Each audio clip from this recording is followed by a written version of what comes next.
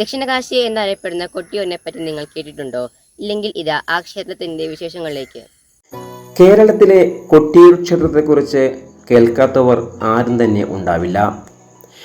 സമാനതകളില്ലാത്ത വൈശാഖ മഹോത്സവം നടക്കുന്ന കൊട്ടിയൂർ ക്ഷേത്രത്തിലേക്ക് നാട്ടുകൽ വിഷൻ ടീം നടത്തിയ ഒരു യാത്ര. കൊട്ടിയൂരിൻ്റെ ഐതിഹ്യ വിശേഷണങ്ങളിലേക്ക്. പ്രകൃതിയിൽ ലയിച്ചു ചേർന്ന ഒരു മഹോത്സവത്തെക്കുറിച്ചാണ് ഇന്നത്തെ വീഡിയോയിൽ പറയുന്നത്. ദക്ഷിണകാശി എന്നറിയപ്പെടുന്ന പ്രസിദ്ധമായ ക്ഷേത്രമില്ലാ ക്ഷേത്രമാണ് കൊട്ടിയൂർ അമ്പലം. പ്രകൃതിയിൽ ലയിച്ചൊരു മഹോത്സവം എന്ന് വിശേഷിപ്പിക്കാവുന്ന കൊട്ടിയൂർ വൈശാഖോത്സവം ഇടവത്തിലെ ചോതി മുതൽ മിഥുനത്തിലെ ചിത്തിര വരെയാണ് നടക്കുന്നത്. നാലമ്പലമോ ഗോപുരമോ ശ്രീകോവിലോ ഇല്ലാത്ത കാട്ടിനുള്ളിലെ ഒരു ക്ഷേത്രമാണ് കൊട്ടിയൂരമ്പലം. മഹാദേവന്റെ പ്രതിഷ്ഠ ഇവിടെ മണിത്തറയിലാണ് ഉള്ളത്.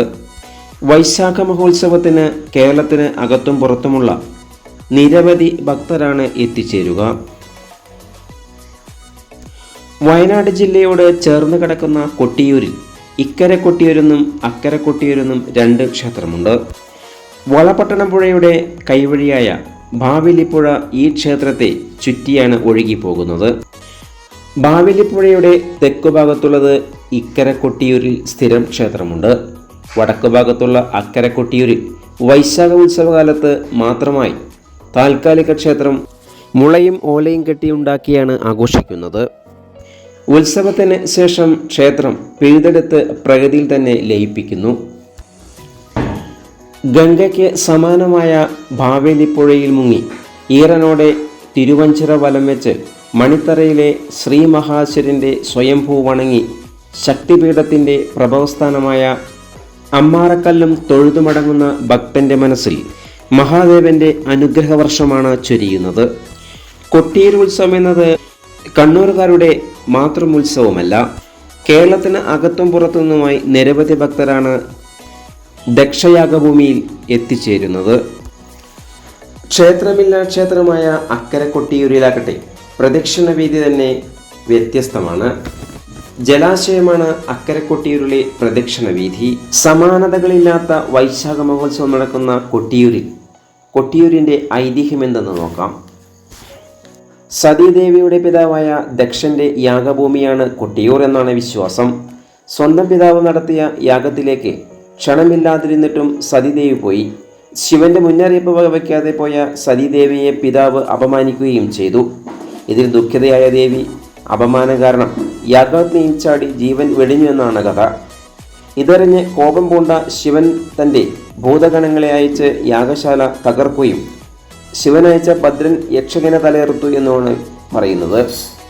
ദക്ഷന്റെ താടി എന്ന സങ്കല്പത്തിലാണ് ഇവിടുത്തെ ഓടപ്പൂക്കളെ കണക്കാക്കുന്നത്. വൈശാഖോത്സവത്തിൽ പങ്കെടുത്തതിൻ്റെ ഓർമ്മയെന്ന നിലയിൽ വിശ്വാസികൾ ഇത് വീടുകളിൽ സൂക്ഷിക്കുകയും ചെയ്യുന്നു. 28 ദിവസം നീണ്ടു നിൽക്കുന്ന കൊട്ടിയൂർ വൈശാഖ മഹോത്സവത്തിന് നിരവധി ആളുകളാണ് ഒത്തുകൂടുന്നത്. ശബരിമല കഴിഞ്ഞാൽ ഏറ്റവും കൂടുതൽ ആളുകളെത്തുന്ന ക്ഷേത്രം കൂടിയാണ് കൊട്ടിയൂർ. ദക്ഷയാഗഭൂമിയിലെ ആരാധനാക്രമങ്ങളെല്ലാം ചിട്ടപ്പെടുത്തിയത് ശങ്കരാചാര്യരാണ്. ഭണ്ഡാരം എഴുന്നള്ളിപ്പ് മുതൽ ഉത്രാടം വരെ ദേവന്മാരും തിരുവോണം മുതൽ ആയില്യം വരെ മനുഷ്യരും മകം തൊട്ട് ഭൂതഗണങ്ങളുമാണ് കൊട്ടിയൂർ ഉത്സവം നടത്തുന്നത്. വിജനമായ കാനനക്ഷേത്രത്തിൽ ഇടവച്ചോതി മുതൽ മിഥുന ചിത്ര വരെയാണ് പ്രവേശനമുള്ളൂ. ചടങ്ങുകളും ആചാരങ്ങളുമെല്ലാം വ്യത്യസ്തമാണ് ഇവിടെ. അക്കരെ കൊട്ടിയൂരിലെ ശയനപ്രദക്ഷിണവും വ്യത്യസ്തമാണ്. ജാതീയമായ വിലക്കോ വിവേചനമോ കൊട്ടിയൂരിലില്ല. എല്ലാവർക്കും നിവേദ്യമാണ് ഭക്ഷണം. കൊട്ടിയൂരിൽ എല്ലാ ആചാരക്കാർക്കും സ്ഥാനചിഹ്നമായി നൽകുന്നത് ഓലക്കുടകളാണ്.